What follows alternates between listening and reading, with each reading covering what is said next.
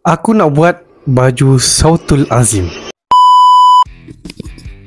Assalamualaikum. Bagi korang yang tak pernah tahu, aku adalah Cikgu Tariq dan aku gelarkan diri aku Cikgu Buat Baju. Okay, bagi yang tak pernah tahu sebelum ni, saya pernah design baju Sautul Azim versi tahun 2019 macam ini. Dan tahun ni design oleh tim saya sendiri 2025 macam ini. Alhamdulillah, kita ucapkan tahniah kepada Sautul Azim kerana telah berjaya mendapat johan kebangsaan. Baik, aku nak design baju Sautul Azim versi aku sendiri.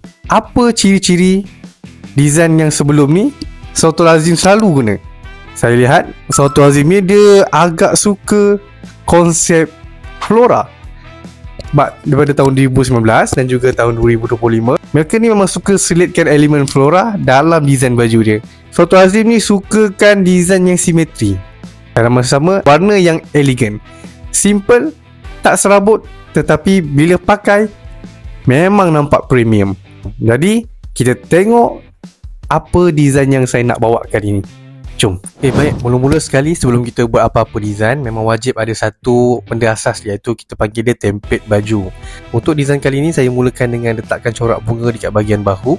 Jadi saya kena buat satu shape khas dulu. Corak yang saya pilih pula berkonsepkan batik supaya dia ada identiti tempatan dan rasa eksklusif. Dari segi warna, saya padankan dengan hitam dan biru. Lepas tu kita susun dan adjust sampai nampak seimbang. Lepas tu saya masukkan logo SA dekat bahagian depan. Dan kalau di Melaka, Sautul Azim ni memang antara tim legend lah.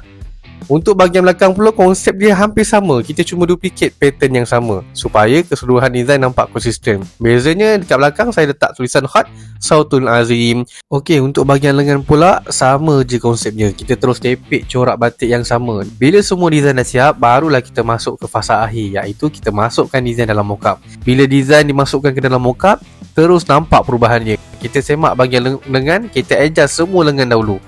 Lepas tu baru kita masukkan bahagian belakang. Tekan shift, dia akan auto fit ke dalam mockup. Kita tengok steady macam mana. Okey, nampak tak? Dah nampak sikit kan? Okey. Dan akhir sekali kita tambahkan sedikit logo promo dan inilah hasilnya design baju yang siap.